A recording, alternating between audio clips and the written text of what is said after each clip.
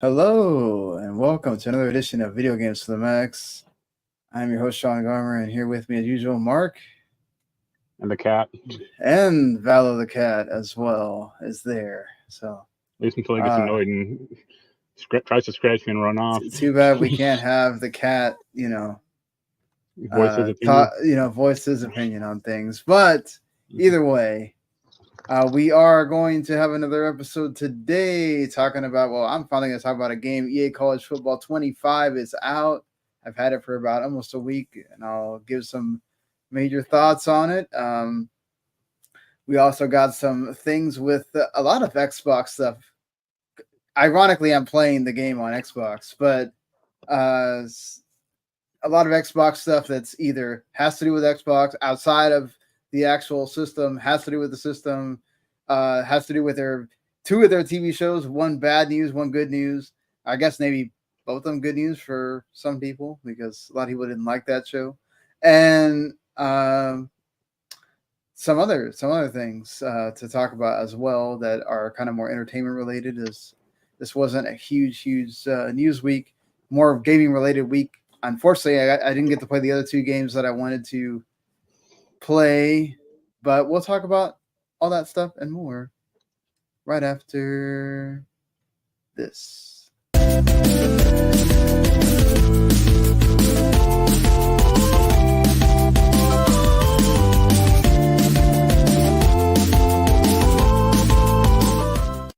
You are listening to Video Games to the Max.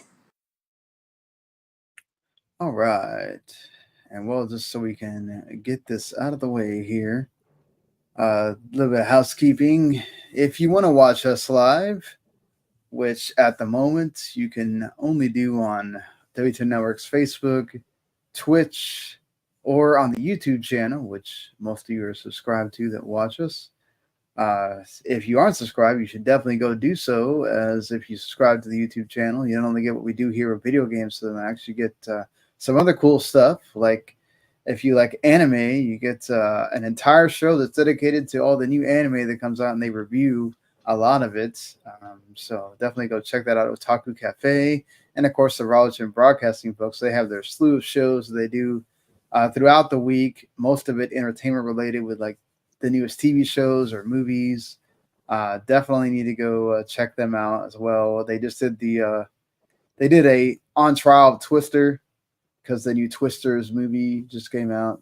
I'm sure that they'll have that review tomorrow. Is when they usually do the movie stuff. They've also been giving up a Sons of Anarchy. So they did do the Inside Out 2 review, which we'll talk a little bit about them here today. Where's the retro review for Herman's Head? Yeah, maybe it's coming. I don't know, but yeah, we will definitely get into all that stuff.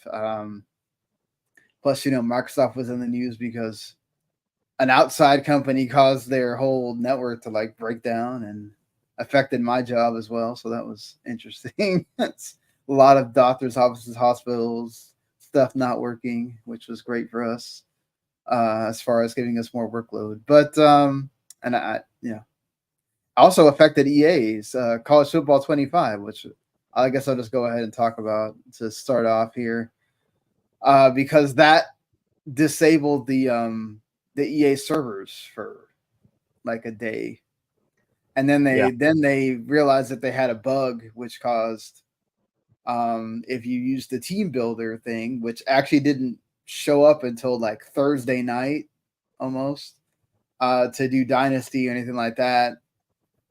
Apparently it would not load after a while, which screwed me because I had won a game, and then immediately when it's trying to do the save after I won the game is when it started having the problem. So I had to replay the same game again, Cool. which was interesting. I almost lost by a point. Or I won by a point, which was interesting because I had blown them out the first time. But yeah, so EA College Football 25, 11 years people have been waiting for this game to show up again. Didn't think it would ever show up again after the whole Ed O'Bannon court case made it to where you had to start playing, paying the college football or college players in general. Then, of course, came the whole change with college football where the NIL deal, the name, image, and likeness deal happened. And so the NCAA basically is like they're just kind of there. They're not really doing a whole lot. They're kind of just like a governing body now that deals with the rules. They're not so much the enforcing because there's so much stuff that's gone on in that between the 12-team playoff, the conference realignment that happened a lot this year. All of that's going to be in the game also. So technically, if you're playing the game right now or you're thinking about playing the game, you get to start playing the season of where everybody else kicks off in a couple of weeks. The actual college football season.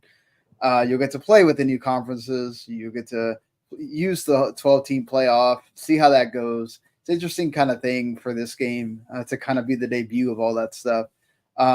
It actually took them 3 years to develop this game, so this is the fruit of it after all that time. And honestly, you could tell that they took their time as far as gameplay was, because gameplay is absolutely rock solid with this. It's not Madden, so if you've been, which to be fair, I've checked into Madden here and there because it's on the EA Play. You know, after the Super Bowl, they have the new one comes to Game Pass every year, and I'll play with it for a little bit. But it just I don't know, it just never does much for me. It always kind of feels like very much the same thing over and over. They change, they add new features. Yeah, because it is. Right, but it's just like it doesn't matter what year I pop into it, it doesn't feel like a lot changes, right? Which is the little bit of a difference with this game because again, they've had 3 years to develop it, which is the thing that people cry about a lot with sports games, which I feel like is kind of fair in a way sometimes, where it's like, why can't you let them have a year off and you just kind of keep doing updates to the old games so they can have a little bit of time in between? But obviously, you know, EA and all these other people want to keep making money every year, so you got to have the new hotness each year to get people to do it. But it's more the reheated hotness at this point. It is you're right. It is more about the reheated hotness. But doesn't matter. They just slap new rosters onto the game and a couple of new features, and people buy it every year. So, you know, it doesn't matter how much crap you talk, you still do it. So it's hilarious to see everybody always whine and complain, but you still buy it. So, interesting also that consequently this week, FIFA announced a new deal. They signed a deal with 2K. So even though there's no longer an NFL 2K or whatever, there's now going to be a FIFA 2K and a EA Sports FC. There's going to be a battle about soccer soon at some point. So we'll see what that does to EA Sports FC, which they just announced all the stuff they're going to have in that game this week. But getting into the college football part of it here, the gameplay is really good. The players are, number one, it's weird to see names on the back of the jerseys now because you're used to playing with like number 6, number 8, number 5, whatever. So it is weird. It is weird seeing announcers actually say the players' names, which, you know, never happen. The actual like football on the field is a lot faster. It's a lot faster than Madden. You'll actually be able to feel like you can break away from players. I don't know how many times I've scored on some like 30, 40-yard play because I actually played it smart and used the blocking and then was able to sprint off and not feel like, oh, they're just going to latch onto me from like 10 yards away. So good job on EA for making the gameplay feel good. Also, the game's actually kind of difficult, to be honest. You have to – it's not – I feel like if you're going to play it past the first difficulty, you kind of actually need to know a little bit about football, like how it works and how the different – whether it's defending or offensive plays, you need to be able to audible and move your players around. And it's not something – I think if you play with your friends, it's not going to notice. But if you're trying to play against a computer, even on the second difficulty, which is varsity, which is what I'm playing at, just so I can kind of like level up with the difficulty, kind of get used to it. And then I'll probably start playing an All-American, which is the one you have to play when you play online. Which I haven't really gotten into an online match yet, but I'll get to So really the gameplay stands out. Like even in varsity level, the AI is quick to realize when you make a mistake and they will pounce on it. So if you select the wrong coverage, they're about to go to the house and get like 50-yard touchdown. Like you have to actually, pay attention to what defense you're selecting against the offense that they put out there. If you got to change it around, I mean, it's football. At the end of the day, you know how that stuff works. For the majority of it, it's just cool about like seeing the teams out on the field with the actual players again, having that presentation, which is actually cool when they go out there at first. The problem is that like after the intro part of it and having the two different commentary teams, it's kind of lacking, to be honest. It's like there's no ESPN integration with this. So there's no college game day, no like super awesome feeling to it. Like the score updates are kind of blah. Like everything kind of feels like, okay, we focused a lot on getting the gameplay right, which is the important part, right? I mean, that's what you're going to be playing most of the time. But I think if you're playing a mode by yourself, which a lot of people play these games by themselves, even though you are playing against friends online and stuff like that, you're going to see this stuff a lot. You're going to see the fact that you don't even have the fight songs for all the teams like playing as music. I mean, I get it why you don't have like let's say like license tracks or whatever, even though they do have it's so weird. They have Welcome to the Jungle and the Darude like Sandman techno song. Those they play all the time. But then in the menu, when you're in the actual menu, they can't they have no licensed music at all or even the fight song. So it's like uh what's happening here? um it's just weird because every other EA college football game had at least the fight songs that would kind of just play on when you're going through the menus, because you're going to be in menus a lot. If you're playing any of the other modes, you're going to be in menus a lot. So Maybe they cost that's, money. I guess maybe, but you'd think the school would just kind of put it in there so that, nostalgia and all that. But anyway, to be like, so there's really only like 2 modes in this game aside from like the online seasons and stuff like that, which you're either going to play or you're not. The one is the Road to Glory, where it's the player character. You create your character, you pick the whichever field you're gonna, whichever position you're gonna choose, which is it's not like as heavy as it used to be. They don't have like tight end or any kind of offense defensive lineman. It's no kickers, anything like that. But you do get the quarterback, running back, wide receiver, cornerback, stuff like that. Should have mentioned kicking also. Kicking is also difficult in this game. They changed the meter for this, so it takes a little bit of getting used to, and you will shank extra points. If you try to just power through it and get to like where it's all the way red, it will go off to the other side and you will miss the extra point.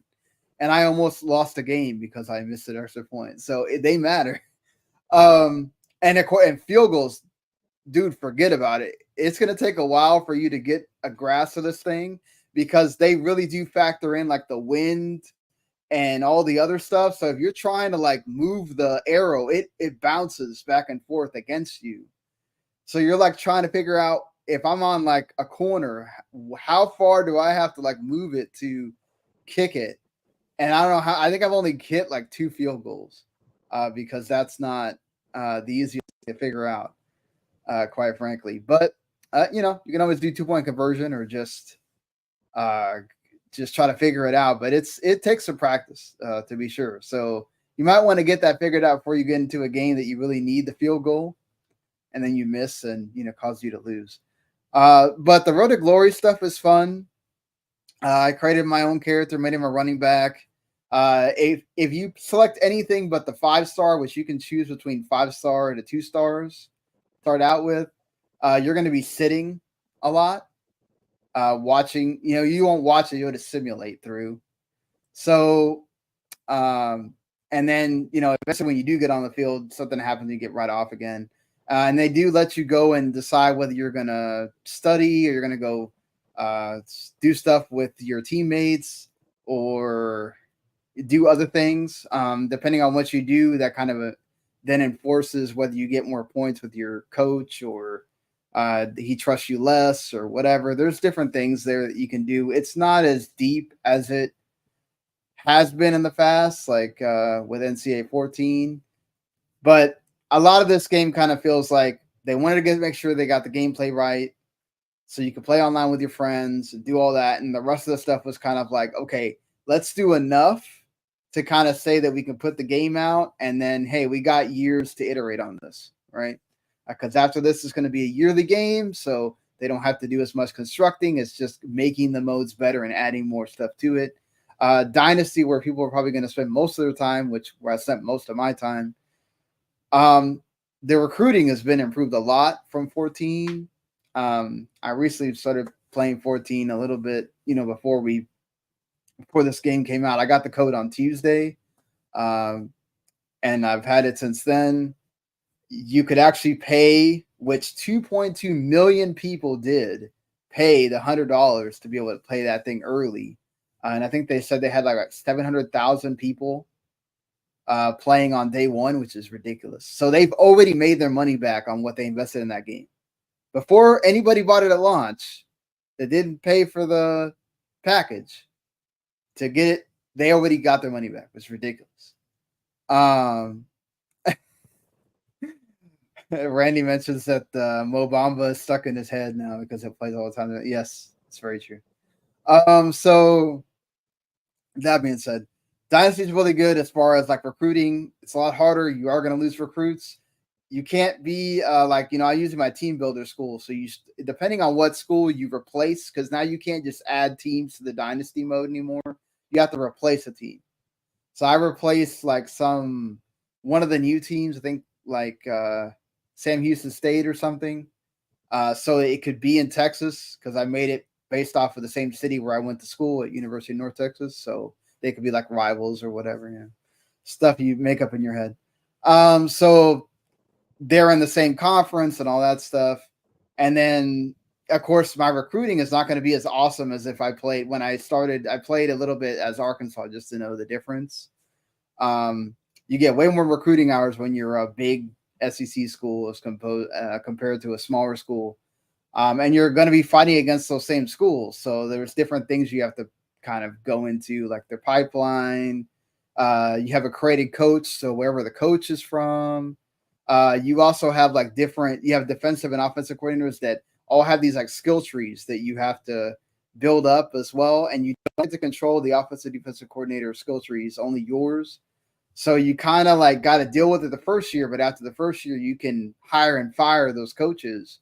So then you can find one that actually kind of goes. If you want everybody to be awesome at recruiting, you can go and find that offensive or defensive coach that is better at that than maybe you are or those other coaches were. So I think Dynasty is good for what it is. I think it's just a lot more bare bones than what they used to be. There was a lot more involved in it. It felt like what's your decisions that you made kind of hit more, but now it's more about being tactical about what you decide to do. You have to figure out what the points, who you're going to spend the most points on. Then you have to wait till you get into its top 5 or top 3 to do visits and stuff like that, and what happens with that. So it's better for the most part than 14 was, but there's things that are missing from it that I feel like they can improve as the years go along. So what I would say to people is, this is $70. So I'm sure it'll be discounted at some point. If you got the fever because college football is about to start and you want to buy this game and you're going to play it a lot, go for it. I think the $70 is worth it, especially you got friends to play with and stuff like that. If it's something where it's all right, I usually kind of play these. I'll play Dynasty for a year. I'll play a season and then kind of just turn it off. And I don't know that I would suggest, paying the $70 for that. Maybe wait. But again, it's up to you. It's about how hyped you are. It's been 11 years since there's been a new college football game. But just kind of know that there's not a lot there. And they're probably not going to add much more to it, to be honest. They're just patching the game right now. There's a lot of error. There's a lot of bugs and stuff they got to fix. And the team builder is cool. The team builder is actually, because with 14, I don't think it was fully a website yet. They had started using stuff with the website, but you still had to do stuff in the game. It's fully all on the website now. So you have to go on the team builder website, do everything on the website, create your team, do all that. I've seen people, there was somebody did a Taco Bell team and a NASA team. And so some of the stuff's getting through the copyright. Some of it's not. The only thing that sucks for the team builder is because of the NIL stuff, you can't edit names and you can't edit numbers. So like me, I used to make like a WWE team and have like, a bunch of different WWE players that used to play football on the team, and I would edit their stats and do all that. You can't do any of that. So I just said, screw it, I'm not going to make that team, because what's the point of having a team with that name and then not all the players are like Ed Boone or something like that. Like, it doesn't make any sense. So that's the only thing. It kind of sucks because there's a lot of people that like to create players and create teams and do all that kind of stuff. Not just me. A lot of people are complaining about the fact you can't change their number or change their names or whatever. The only things you can change the name on is when you get 4 years in the future in Dynasty and it's now all AI generated players, then you can start changing names. But as long as there's any player that is NIL signed in the game that is still on a roster, you're not going to be able to change names or numbers or whatever. So just letting you know, it's not as cool as it used to be, and you won't be able to edit in. One last thing too, I think I mentioned it before, but you will not be able to bring in your own roster either. Stuff you used to do in 14 before the NIL stuff, they will not allow you to do that. So just letting you know. I don't know if they're going to loosen any of that stuff for later years, maybe, or they can work that into the NIL deals or whatnot. But as far as this one goes, it's just not going to be there. But if I would have to rate it right now, I'd say I'm going to give it a solid 8 out of 10, probably. It's a really, really solid game. Just again, your mileage varies for sports games, so that'll probably be. Hopefully, I'll have the review done. I would say, but before Thursday, but we'll see. Mark, I know you're playing Shin Megami Tensei. Still, Yeah, sorry, we was picking up. Yeah. What are you trying? You fell asleep there. What's wrong? No, go ahead. The fourth area, I think that's the last big one. I'm still at it. Yeah, you said you were in the. I have to grind now to be able to beat the story bosses and all that. Yeah, I'm like 10 levels behind somehow. Oh man! So did you not do enough side quests or something? Or I've done most of them actually. Oh. Yeah, I think that game just requires a lot of grinding at a certain point. So it's all right. Okay. Yep. I was gonna say, is it a fault of the game that they just don't have enough stuff in there, or not really. I mean, it's a big game, so right. But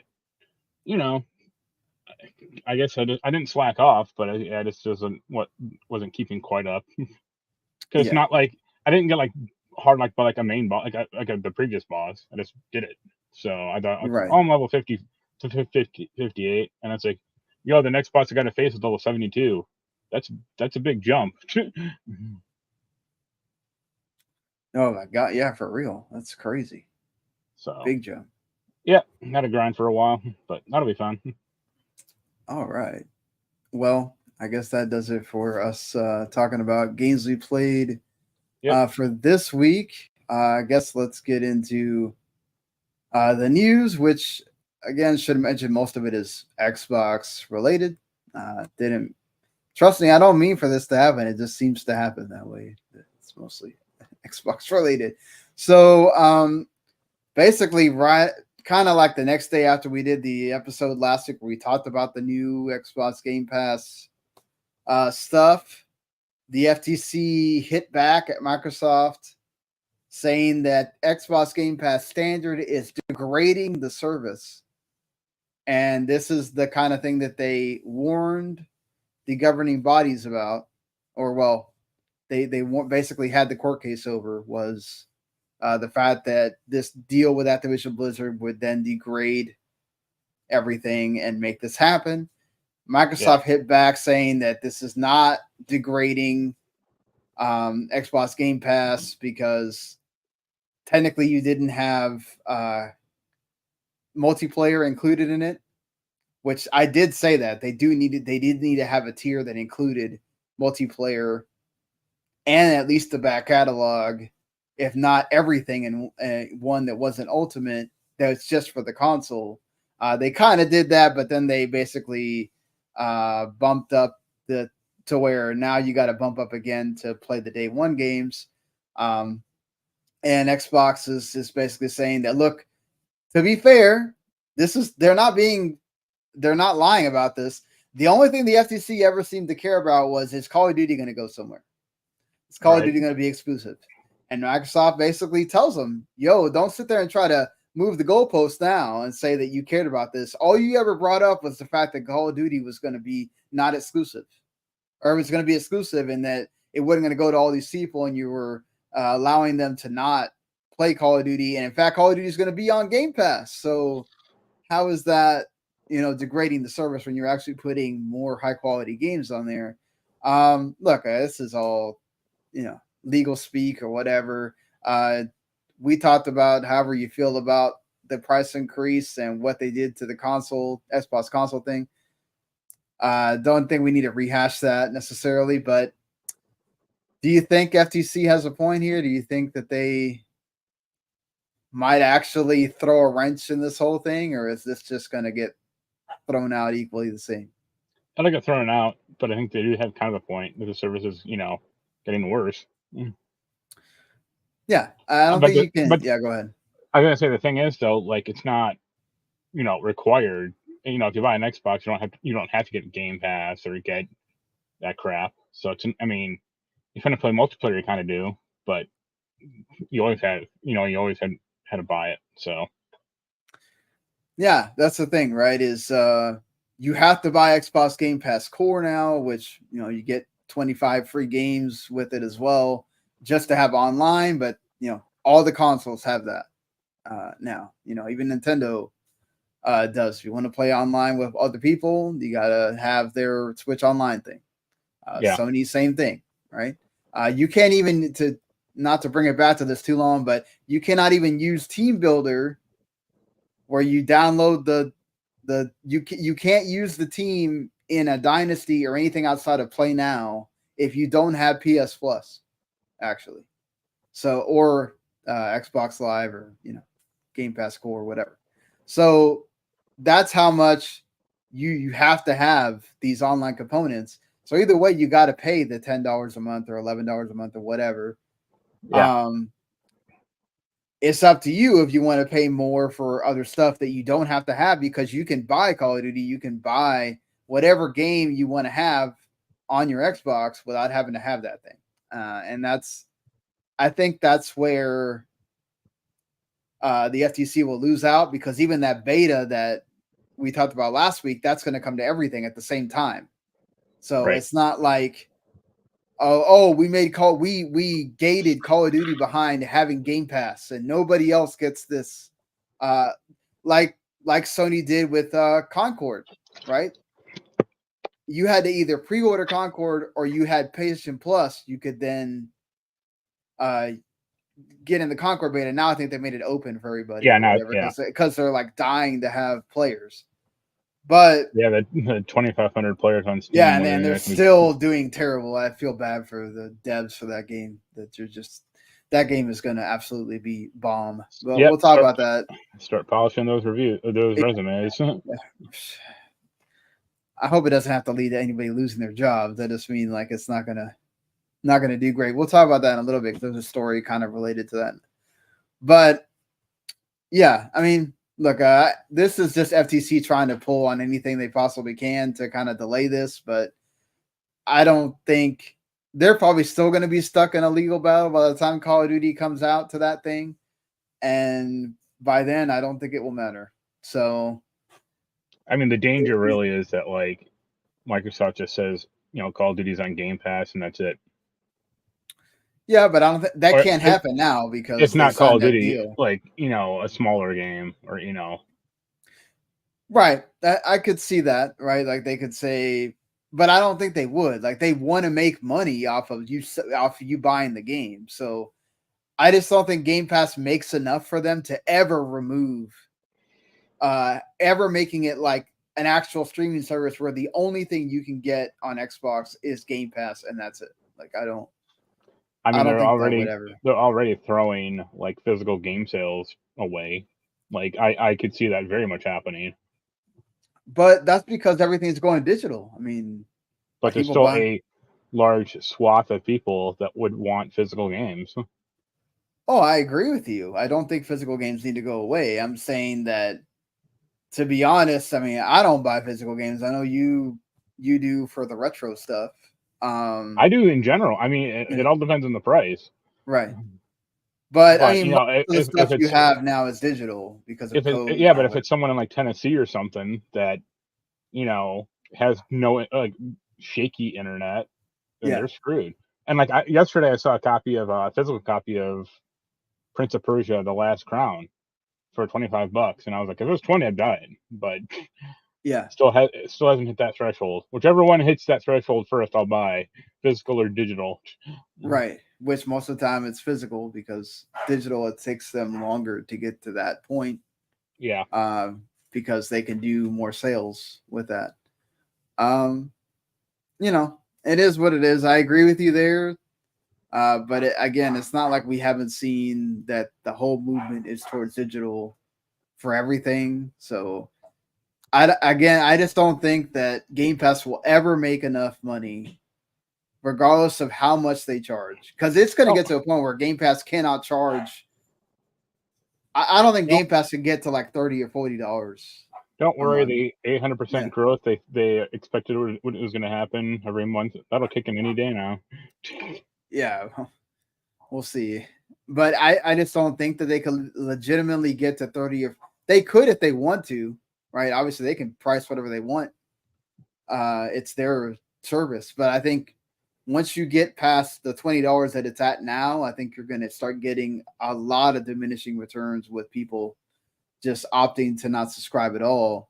Especially if you get to like that $30 that Netflix is at, it feels like sometimes, they're always going to hit a plateau of people that, don't want Game Pass for either ownership reasons, console reasons, internet reasons, whatever.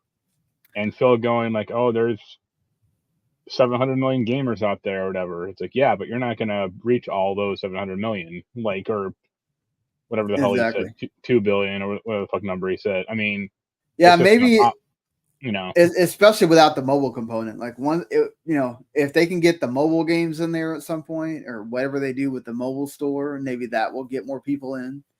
The only way I could see that happening is if it was like by mobile Game Pass, you're not going to get mobile games onto it. I mean, you get like one or two, but it's like, here's a stipend for King coins or whatever the fuck. You'll get a stipend that would be more than would be in the regular game of like premium currency. And then they'll probably tag xCloud onto it. So if you want to play other games that are not mobile, you can do it on there. And then that might entice people to. No. Because I saw the video or I saw the report about how the AAA ports, like the mobile ports, like Resident Evil Village and Resident Evil 4, have done on iOS, and they've done terribly. The idea that people want to play, full, quote unquote, full games on a phone is laughable. Well, I don't think it's just that. It's you also have to have like the most newest brand new phone there is, and most people don't do that. Most people do not do the, oh, let me go trade in my phone and get the newest phone every year. That does not happen. That is sure, but eventually that stuff is gonna, the next iPhone, people buy that. Like it'll eventually come down to like more people will have like the expensive iPhone, but it's like, well, okay, but who's gonna want to play Resident Evil Village on, a 7-inch screen with bad controls? Oh yeah, Especially definitely since, not. like, the newest iPhone would cost $1,500 or $1,000 or whatever, and it's like, why wouldn't you just get a PS5 and a good TV? Yeah, and not to mention, most of them you have to buy a controller also. So it's Yeah, like, oh, I'm going to buy a controller for a thing I don't own just to play it right, on my phone. That doesn't make any sense. right. At least with with those gaming apps, whether it was Stadia or with xCloud or whatever, at least it's like, oh, okay, I bought the app, I'll buy this controller, and then as long as I keep subscribing to the app, it makes sense, but not with the phone. Also, yeah, beyond that, other Xbox adjacent stuff here. Bethesda Game Studios, the actual game studios of Bethesda, not all of them, just the one. Yeah, the important one. The main one, unionized. So all of their Yeah, employees are part of a union. Microsoft recognized it, so that continues the other. It's like Activision has their union with the QA testers, and Bethesda I think has another they have like a part of tester union. that's also in there. So, hey, good for Microsoft that they keep doing this and putting in the union stuff for the various. I wonder if this is going to lead to more studios unionizing inside of Microsoft or not. We'll see what happens with Yeah, that. depends how many more layoffs there are.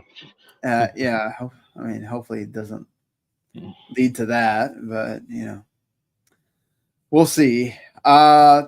Two things about TV shows here, though. The Fallout TV show got 16 Emmy nominations.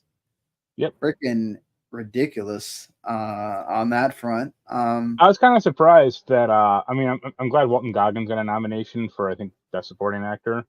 Yeah, I was kind of surprised that Ella Purnell didn't get one for like Best Actress. I think it's probably because there's a lot more to compete against there. Yeah, but she's also good.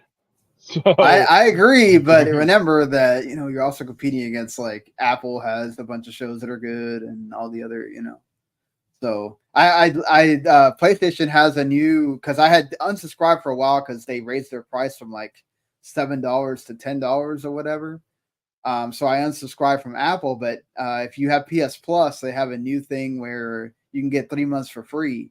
So I went and resubbed again, and as soon as you go on there, number one, I didn't know there was a season 3 of this show that I was watching on there. So I was like, oh, okay, well, I can watch that again. But there's like 5 or 6 of their shows that have like 12, 11, 10 Emmy nominations. And I'm like, okay. They it used to be HBO that always got those. It's definitely Apple is right. hitting in the TV show department. No one cares about HBO except for that House of Dragon show. Yeah, exactly. But that being said, yeah, cool thing for Fallout TV show to do awesome. Because Last of Us did well last year for HBO, right? And Amazon just like doubled what they did. So incredible on that front. And then, of course, unfortunately, though, the other Microsoft show that we've talked about several times on here is not that great, regardless of whether season 2 improved it or not. The Halo TV show has been canceled at Paramount Plus. Yep. Don't know if it has anything to do with that deal we talked about last week with Skybound or probably Skydance taking them over and having to start like hitting the cancel button on, oh, this is not working, this is not good, we're wasting money here. They did sign a sports deal, so apparently they just decided to go more of the sports route. Going with that, I don't know. It's not surprising. I think it's not super surprising, but I think it's still kind of a shame because like you didn't watch it, but yeah, the second season did improve. Like they still had the problem of having all of these story threads that no one cares about, like characters that it's like I don't give a fuck about McKee or the Asian chick or most of this stuff, but Yeah. they kind of have to do it because they just can't have Pablo Schreiber in the armor for the whole episode, even though that's what everyone I know wants. they can't, but damn, man, even when you have like the fall of Reach, that lasts like 10 seconds and he's not in the armor, and it's like, wow, this is a huge moment in Halo lore, and you guys couldn't even honor it. Like, again, I said this before, but we have seen many times now the thing that honors the legacy of the show, the thing that actually shows that it cares about the source material. What do you know? It does well, regardless of whether or not you actually watched that or played that game or whatever. People can recognize when you care about something, and it then translates to buying the game or media or whatever the hell. That's a Twisted Metal. Well, how can you really do a show about? Bafflingly got a second season, which I'm still all right. I guess Peacock really doesn't got nothing else going on. Yeah, I mean, but they even knew that for a second season a while ago, though. Like, right? No, it wasn't like second season, like before the first season premiered. Like, it took like 6 months after the first season came out. They were like, all right, it's getting a second season. It's like, yeah, it did well enough, right?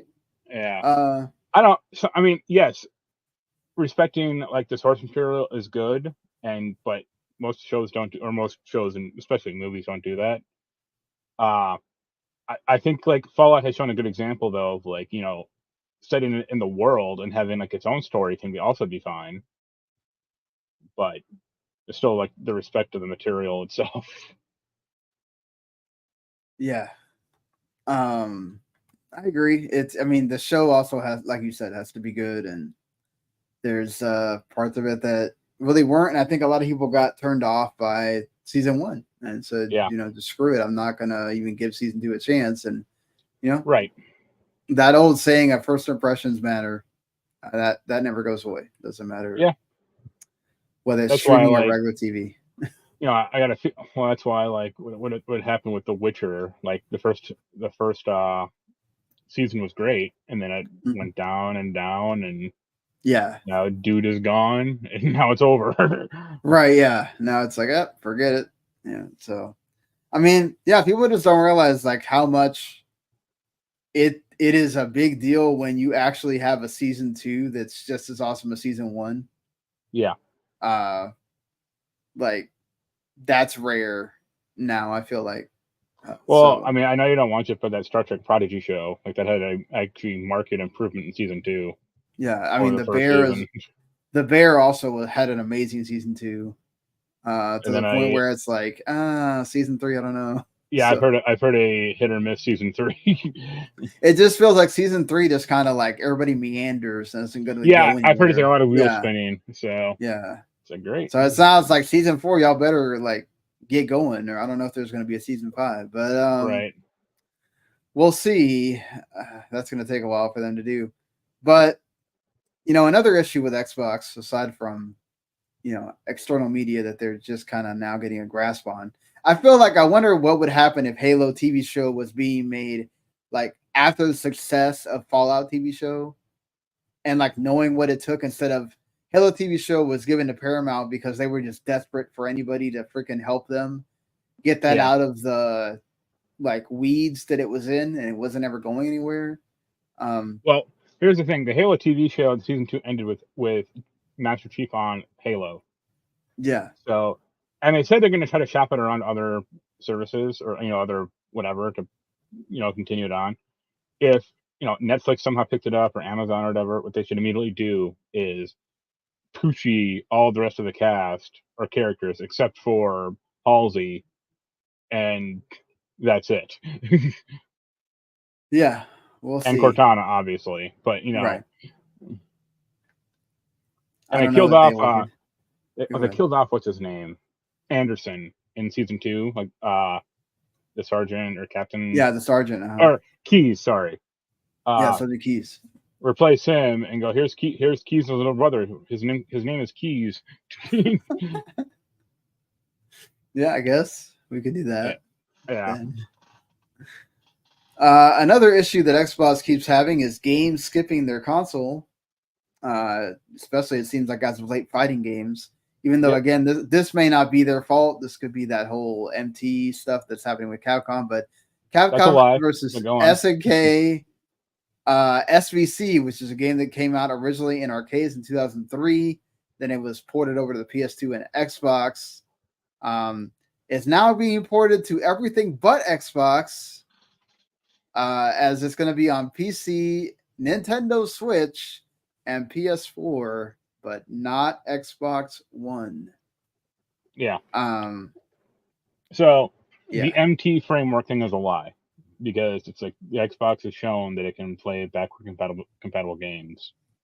Right, but Capcom has said that they stopped developing games that included the MT framework in the past, even though this is an SNK game, but still. But that's because like they moved on to different engines. Like it's not like that's not a reason.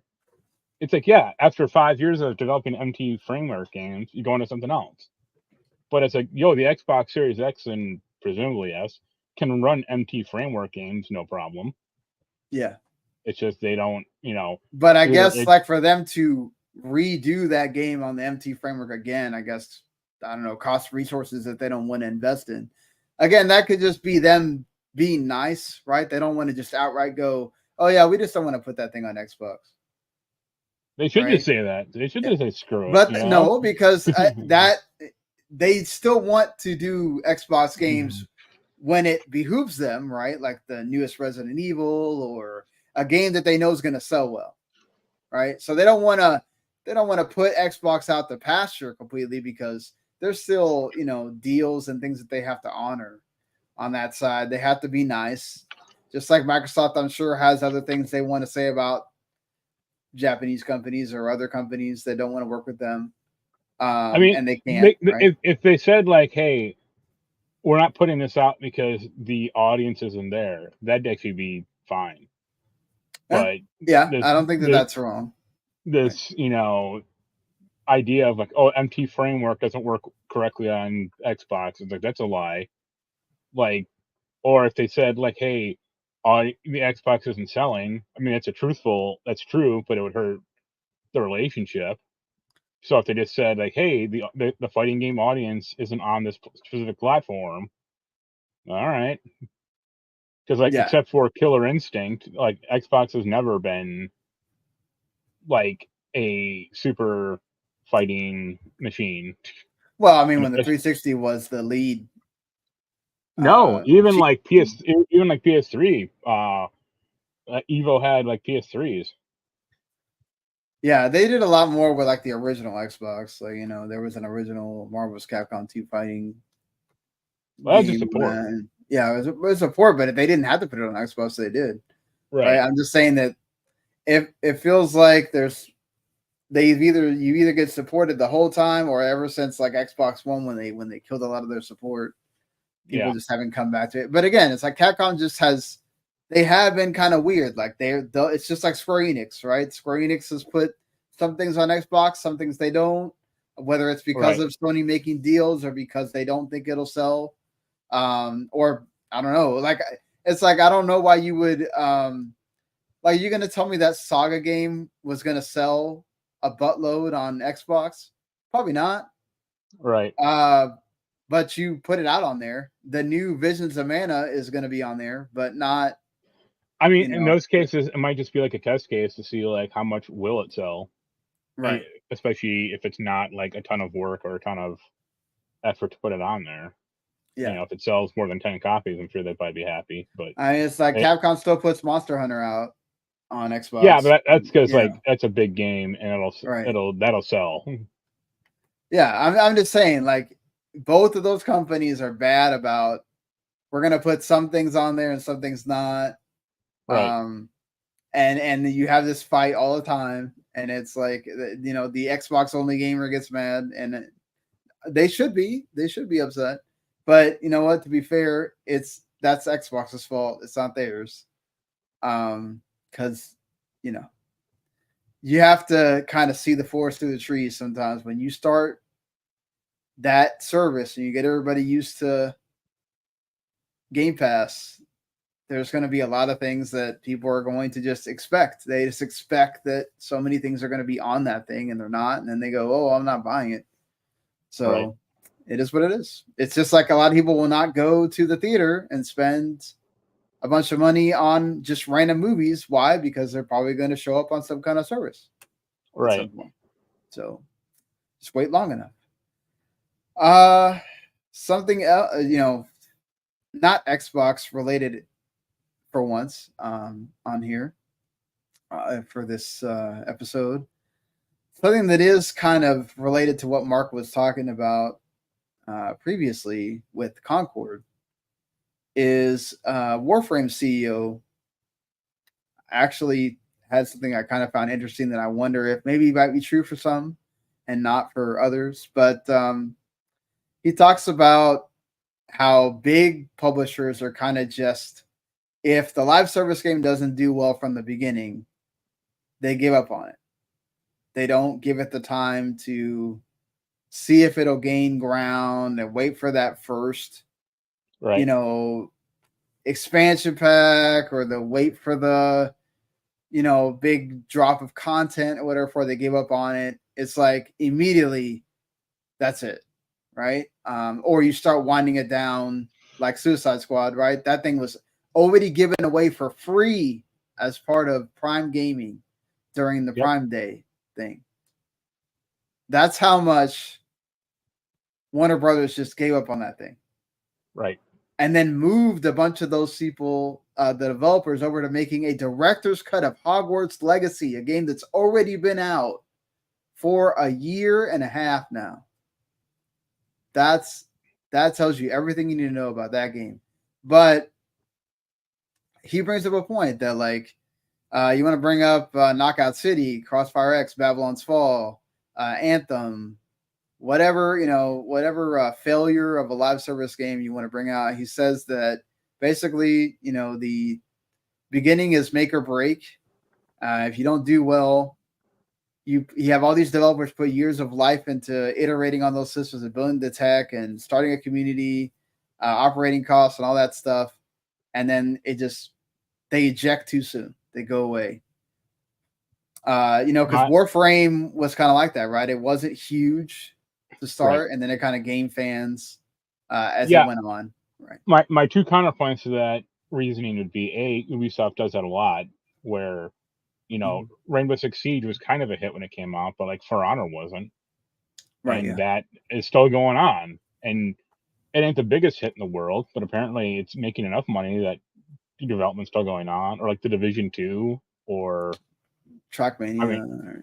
Well, no, because they don't monetize that. But even their Crew Motorfest or whatever, I mean, Ubisoft claims Extra Fine is doing well. I mean, that's a lie, but that's fine. So, I mean, games can be saved from a rough launch. Mm-hmm. I think the problem, though, is a lot of these live service games coming out now are like direct copies of already established popular games. And it's like, why would I play this when I could just play the other thing that I have a lot more time and money and, like energy invested in, like Multiverses. Like that's a perfectly fine arena fighting game, but it's not going to attract the Smash Brothers Melee or Smash Brothers Ultimate crew or, people who play that thing. And there's not enough people that want to play an arena fighter that aren't into Melee to keep that game afloat. Or it's like Foam Stars. Like in a vacuum, if like Foam Stars had come out like by itself, like there's no Splatoon, it would have done a lot better. But because it's clearly just aping Splatoon, and people are, if they're gonna play that thing, they're gonna play Splatoon. It's like, yeah, of course, it's like destined to fail. Even after the fact that like Square dug its grave, by releasing it like on a bad day and never advertising it at all. And definitely never advertising it. I feel like that thing came out and they just immediately death. Yeah, because it's like it's phone starts to come out and it's like, oh, we have a cross promotion of Final Fantasy 14. Win 5 matches, get a mount, or here's this foam stars like dungeon in Final Fantasy 14, or something like that, or do actual here's the Cloud Sword and right. Exactly. Like, Yeah, like if you want like Sephiroth Sword, it's $5 or whatever. Yeah. So it's, and then also like once it also didn't help that Helldivers 2 came out like 2 days later and just ate its lunch. So there was. But I mean, also like if a game gets a bad stink on it, then it's done.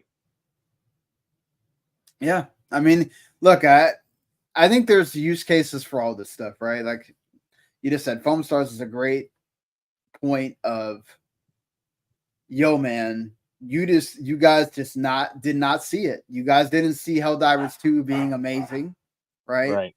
And then basically killing it with Final Fantasy VII Rebirth stuff the same freaking day, and then never doing anything with it after it came out. Like you just assumed that people were going to pick it up on PlayStation Plus by itself, and then it didn't happen, and so you just gave up on it. It feels like you're still putting out content, right? But it doesn't feel like you're really out there promoting it and really making it a big deal.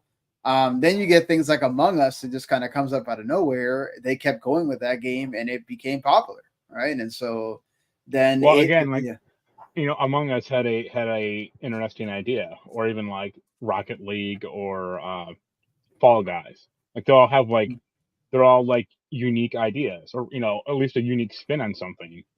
Right. But Concord going like, hey, it's Overwatch, but with uglier characters. It's like, okay, I guess. Or not. Yeah. Like, because I could just go play Overwatch. Yeah, and that's the thing is like, okay, they've already shown you that there's going to be a Marvel version of this game.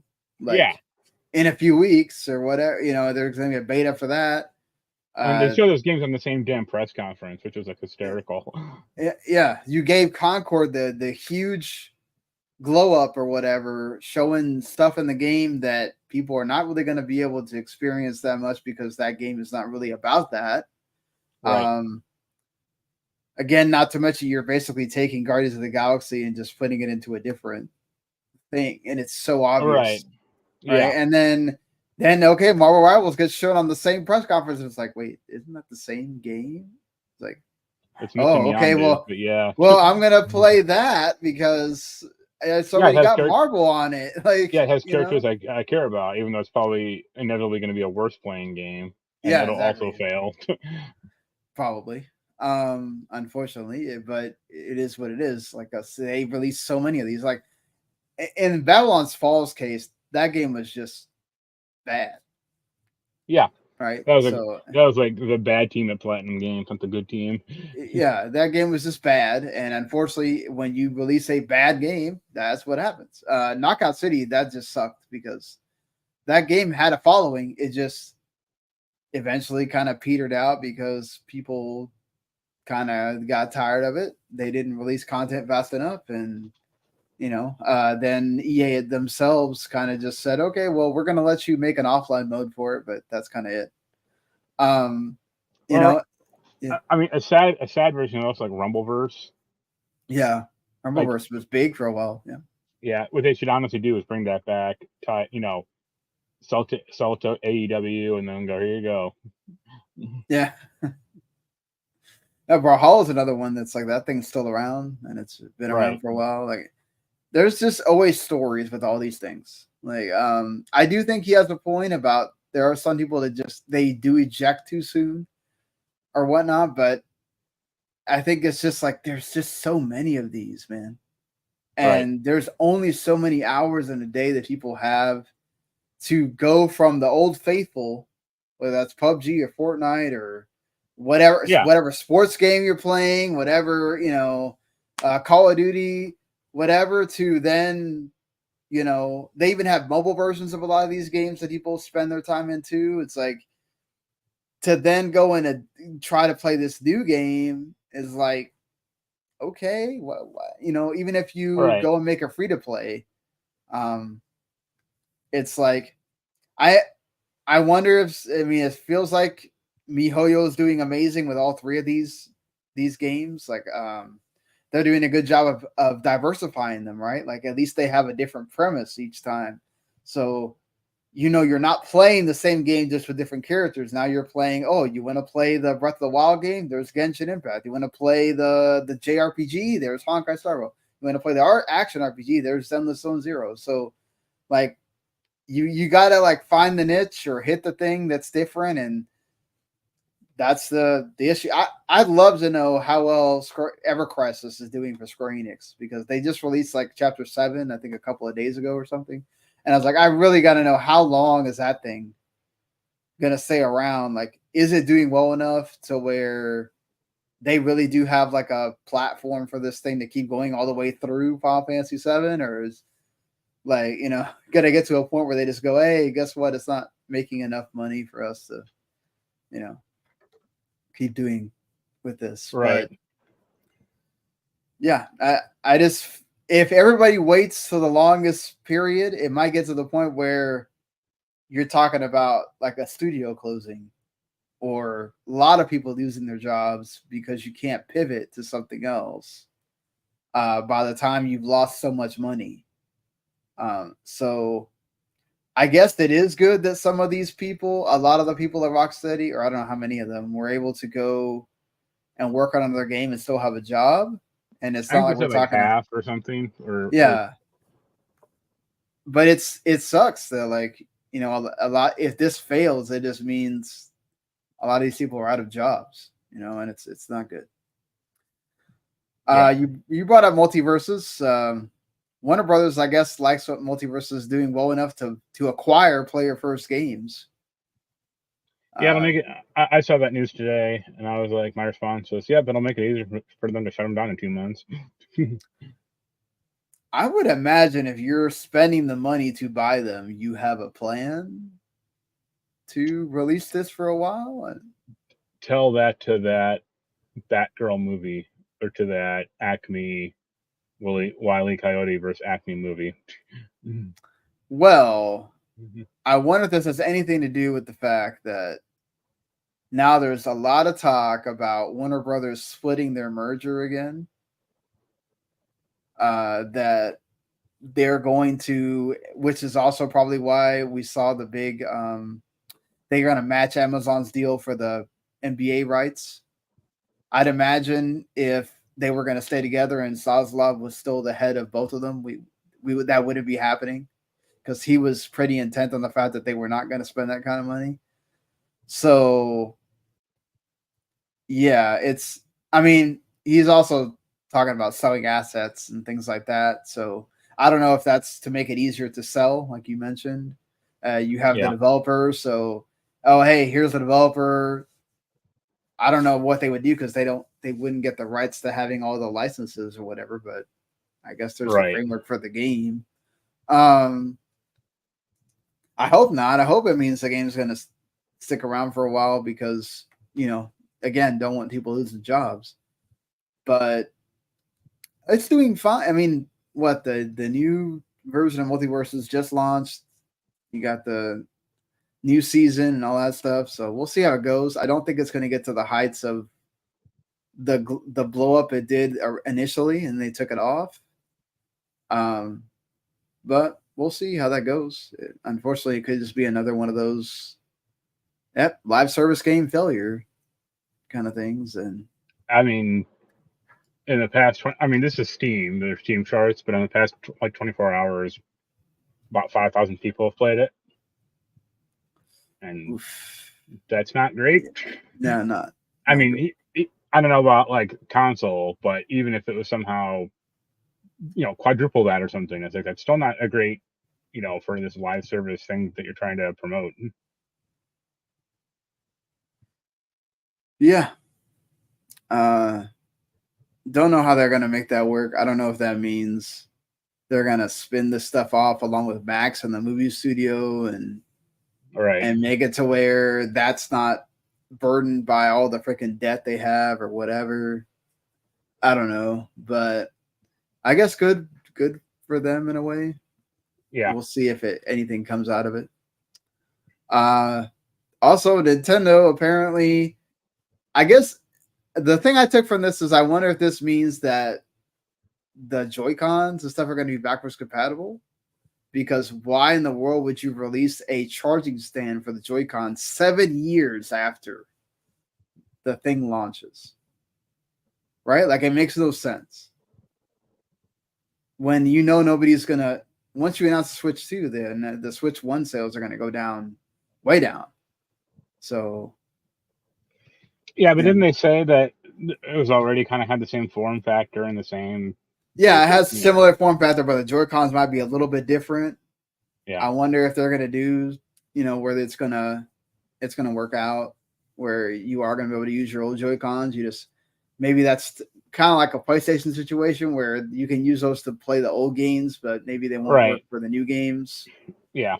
Or who knows? It could be like an Xbox situation where it works completely. So we'll see. I'm hoping that's the good news out of it, because other than that, I don't know why you would release a standalone charging thing for the Switch Joy-Cons if they're not going to work with the Switch 2.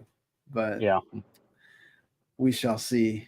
The last two things, I guess, are movie related really quick. Well, the Deadpool Wolverine movie comes out this week, so maybe by the time, are you going to see it? I'm seeing that next week with my mom, hopefully. Okay. If my car's running. Hopefully for you. It is. Yeah. I'm hoping that I'll see it on the weekend. We'll see. With an eye at least. Right. Definitely excited for that movie. Inside Out 2 has surpassed the Mario Brothers movie as the second highest grossing animated film ever at $1.37 billion worldwide. People were saying it's the death of Pixar, and they came back with a vengeance here. I wasn't saying it's the death of Pixar. I would say it's the death of creativity at Pixar. But yeah, I worry about that big time. To be fair, yeah. Pixar is always, they're not exactly like cranking out new ideas constantly with, Toy Story 5 but to be fair, also, I feel like if they wouldn't have, because for the longest time, you made people feel like Pixar is Disney Plus, right? So it had that stink on it for a while where it's like, oh, Turning Red, Soul, Elemental, all that stuff is, oh man, that just seems like it's Disney Plus material, right? Until you had Inside Out 2, and it's a big friend, one of their biggest ones.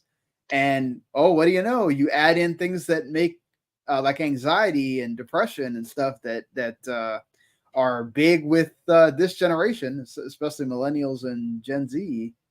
And what do you know? And the story makes sense and everything, and it's a continuation of the first movie as well, so it makes it feel like you got to watch the first movie. Hey, I need to go watch it actually still, but from all accounts, it's great, and I hope this helps with their next films, that they do well. I don't know what the next one is on the docket, but I'm happy to see that Pixar got a hit, because they needed one really bad. Yeah. Because if Inside Out 2 would have bombed, oh man, I don't know what the forecast would have been for them within Disney there. Right. But that's still crazy. That's still crazy that they did that much money still and beat out. We thought Disney was losing the grip, and they got it right back there. I will see if Mario 2 can get anywhere close to what Mario 1, the Mario 1 movie. Probably not, but yeah. I mean, I guess it depends on how the quality of it and everything, but we'll see. Definitely. And did you see the thing about Marvel is bringing back the Russo brothers for an Avengers 5 and 6? Yeah. Man, they got to clean up the Kang mess dynasty, somehow. Like, I don't know. To me, it reeks of desperation. Yeah, exactly. They are desperate, because it's like most of their movies haven't hit correctly in the past. I tell you right now, if Deadpool and Wolverine does not hit at least Guardians 3 numbers, they're in trouble. that's like the exception. But think Yeah. about like Ant-Man, Quantumania, and No, like I'm the just saying Marvel. though, if even that cannot hit close to the 800 million to 1 billion, you're in trouble. I think it can, or I think it will. But I don't know what's next on their pipeline. If it's Moon Knight, Well, Captain whatever. America, right? Oh Brave yeah, New World. that won't do as well. I hate to say, but I hope it's good. Yeah, I like the trailer. I enjoyed the trailer. I like him as Falcon and Sam and Captain America. So, Yeah, but there's unfortunately a large contingent of Americans. Yeah, don't get me started with that.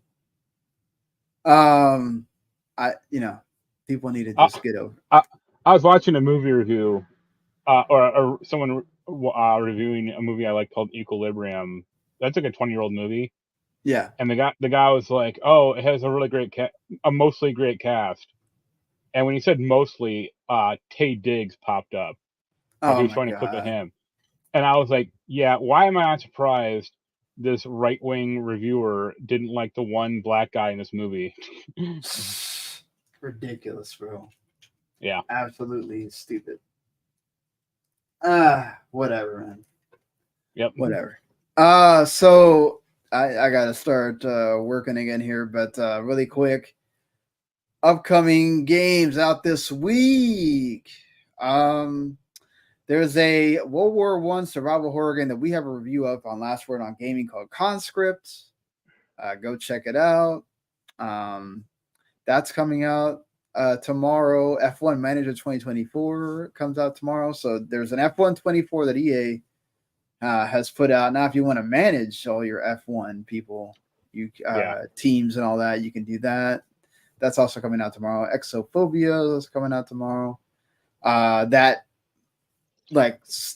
indie battle game Ramen is also coming out tomorrow. It's coming everything but Switch. That thing has always been interesting every time I see it.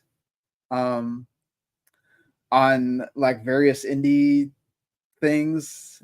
Hopefully it does well.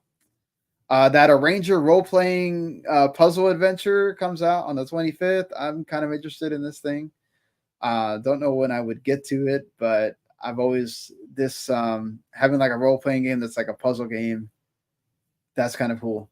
That's cool that somebody actually thought of that and had it come out. Earth Defense Force 6 comes out in the other regions besides Japan on the 25th as well as Jens. Jens doesn't play games anymore except for Elden Ring, so probably not. Well, I thought this was one of his like favorite franchises or whatever. It was. It was okay. Fair enough then. There's some other things here, but we're getting towards the end of the month. So yeah, just get ready. There is a few things, but basically the big stuff came out last week. I'm sure I still haven't touched Flintlock and Dungeons of Hinterberg, which I've heard good things about Dungeons of Hinterberg, not great things about Flintlock. Yeah. But is what it is. Unfortunately, it can't all be winners. But hey, we're getting to August, almost getting to that fall time for the other like big, huge release season. Right. So, yep. But all right, people. Until next week. We'll see you later. Later. Bye.